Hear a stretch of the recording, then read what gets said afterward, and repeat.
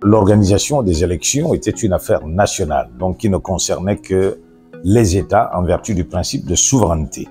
Mais nous l'avons également abordé depuis 1990, donc avec le processus de démocratisation lié lui aussi à la mondialisation, n'est-ce pas? On assiste à l'internationalisation des élections, c'est-à-dire les élections ne sont plus une affaire nationale, c'est également une affaire internationale. Et du point de vue international, il y a maintenant plusieurs normes, n'est-ce pas, qui régissent les élections.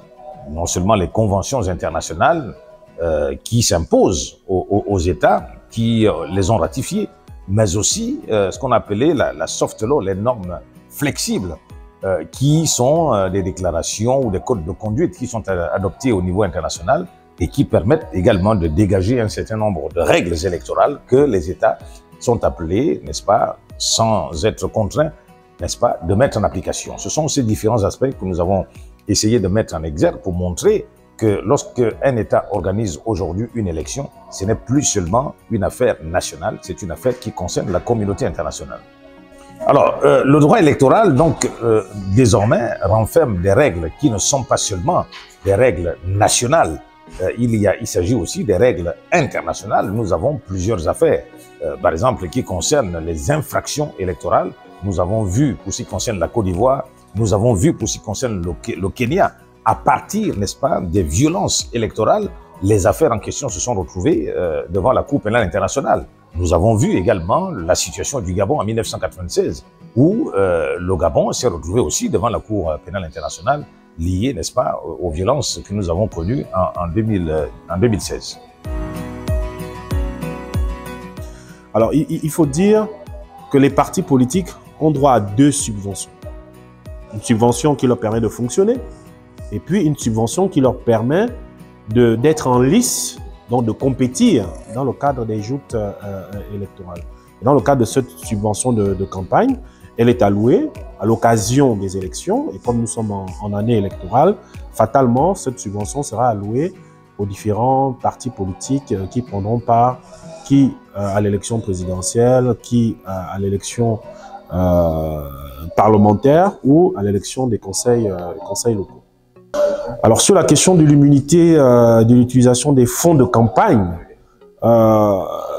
c'est un examen de la loi. Lorsque vous lisez la loi de 1996 qui régit les partis politiques, il n'y a que la subvention annuelle de fonctionnement est soumise au contrôle.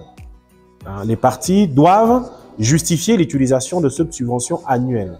En revanche, la loi exclut expressément, de façon expresse, la subvention de campagne. Et donc, cette subvention de campagne, en l'état actuel du droit, n'est pas soumise au contrôle.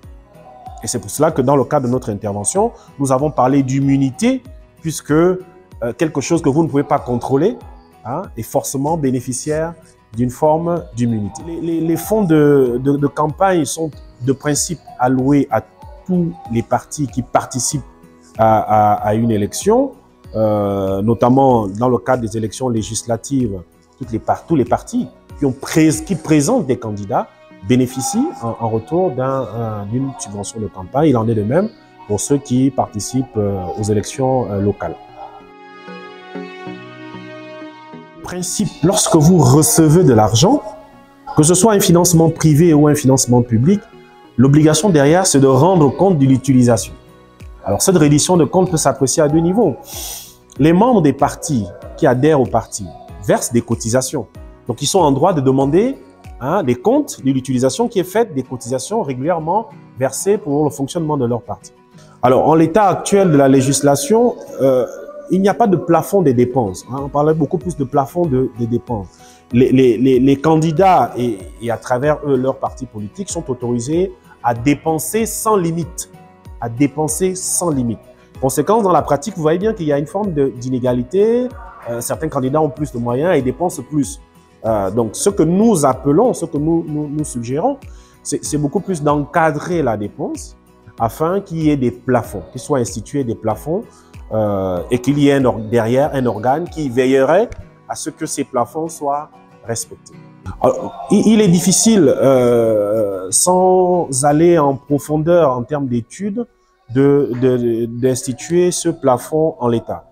Je vous ai pris l'exemple de la législation française qui, en 2022, a institué ce plafond au premier tour à 11 milliards de francs CFA et au second tour à 14 milliards de francs CFA.